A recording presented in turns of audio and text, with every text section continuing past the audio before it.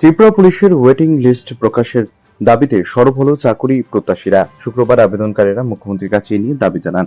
এদিন police হেডকোয়ার্টারে additional এসপির সাথে দেখা করে ওয়েটিং লিস্ট প্রদানের দাবি জানান তারা। সংবাদ মাধ্যমের সামনে বক্তব্য রাখতে গিয়ে আবেদনকারীরা জানান 2022 সালে নিয়োগ প্রক্রিয়া শুরু হয়। প্রথম দফার পর থমকে যায় নিয়োগ, যার কারণে অনেক প্রার্থী অন্যত্র চাকুরিতে যোগ দেয়, যার কারণে এখন বহু পোস্টে খালি রয়ে গেছে। তাই ওয়েটিং লিস্ট প্রকাশ করে হলে উপকৃত হবে বেকাররা, যার কারণে এদিন পুলিশ মহানির্দেশকের কার্যালয়ে ডেপুটেশন দেয় বেকাররা। আমরা কিছুদিন আগে 17 তারিখ হেডকোয়ার্টারে একটা অ্যাপ্লিকেশন জমা দিয়েছি। আমাদের একটা মূলত দাবি যে যারা আমরা এখানে সবাই নন সিলেক্টেড ক্যান্ডিডেট, আমাদের একটা দাবি যে আমাদের একটা ওয়ান টাইম ইলেকশন দেওয়ার জন্য আর ওয়েটিং লিস্টটা দেওয়ার জন্য। এটা 2022 নেওয়া হয়েছিল। তারপর এটা তোমরা দিছে কবে? এপ্রিল মাসের 3 তারিখ, 2025-এর এপ্রিল মাসের 3 তারিখ দেওয়া হয়েছে। এর ভিতরে তোমরা পাইছো না? না, ওয়েটিং লিস্টে তোমরা? আমার এখন একটা দাবি যে আমাদের যাতে নেক্সট সেকেন্ড লিস্টটা দেওয়া হয়। আমাদের এখানে বেশিরভাগই আছি যে এই জবা রিচ হয়ে গেছে। তো আমাদের আর নেক্সট আমাদের একটা ছোটো থেকে একটা স্বপ্ন কাজ করবো। তারপর এসএসসিজিবিতে অনেক ভাই বোনেরা চলে গেছে, তারা তো এখানে আসবে না। তো আমাদের দাবি যে তাদের ভ্যাকেন্সি আমাদের দেওয়া হয়।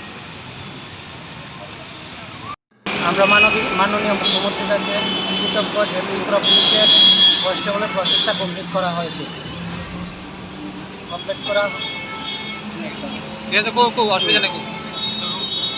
এখন আমাদের মধ্যে প্রচুর সংখ্যক ক্যান্ডিডেট রয়েছে যারা সিলেক্টেড হয়েছে। তারা এসএসসি জিডি বিএসএফ সিআইএসএফ অন্যান্য পোস্টে তারা পেয়ে গেছে জব। তো এখন তারা ত্রিপুরা পুলিশে আসবে না। প্রচুর সংখ্যক ক্যান্ডিডেট আছে যারা আমাদের মধ্যে এসএসসি পেয়ে গেছে, যারা ত্রিপুরা পুলিশে জয়েনিং করবে না।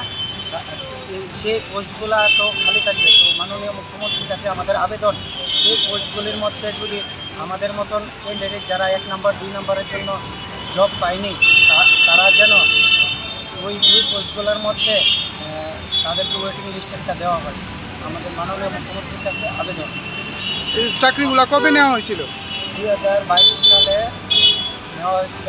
এখন 2021 সালে নোটিফিকেশন দেওয়া হয়েছিল। এখন 2025-এর এপ্রিল মাসের 3 তারিখ লিস্ট দেওয়া হয়েছে, মেরিট লিস্ট। এর মধ্যে কতজন চাকরি পাইছে? এর মধ্যে 979 জন পাইছে। তার মধ্যে তোমরা পাইছো না? না। এখন তোমরা কি চাইতেছো? এখন এই 979 জনের মধ্যে প্রচুর সংখ্যক যারা আছে বিএসএফ টিএসএফ ফাইল আছে।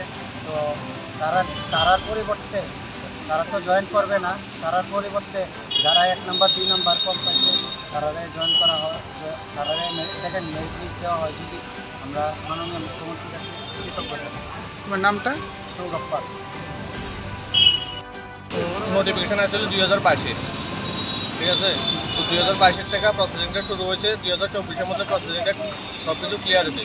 তো আমাদের মেরিট লিস্টটা আউট করা হয়েছে 2025-এর এপ্রিল মাসের 3 তারিখ। 2025-এর এপ্রিল মাসের 3 তারিখ। এর মধ্যে আমাদের regular SC ST OBC male female মিলিয়ে 1000টা পোস্ট ছিল। এর মধ্যে 979টা পোস্ট হয়ে গেছে, আরও বাকি পোস্টটা খালি আছে। তো আমাদের মাননীয় মুখ্যমন্ত্রীর কাছে একটাই দাবি যে আমাদের যেন সেকেন্ড মেরিট লিস্টটা দেওয়া হয়।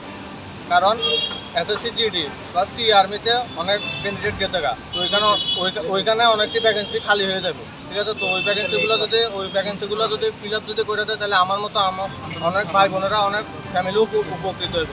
প্লাস আমাদের এখানে অনেক আছে ওভারেজ হয়ে গেছে। তো আমাদের যদি এজের একটা রিল্যাক্সেশন দেওয়া হয়, তাহলে আমরা ওই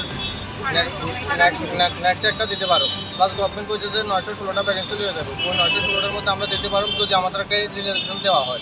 আদারওয়াইজ আমরা দিতে পারতাম না, ঠিক আছে। চাকরিগুলি কবে দেওয়া হয়েছিল?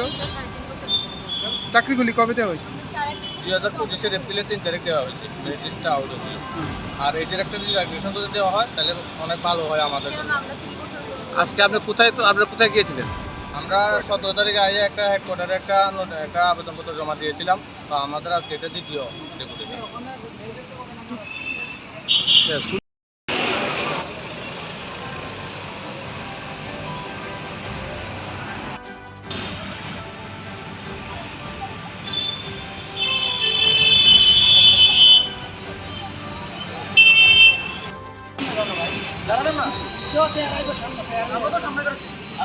আমরা তো সামনে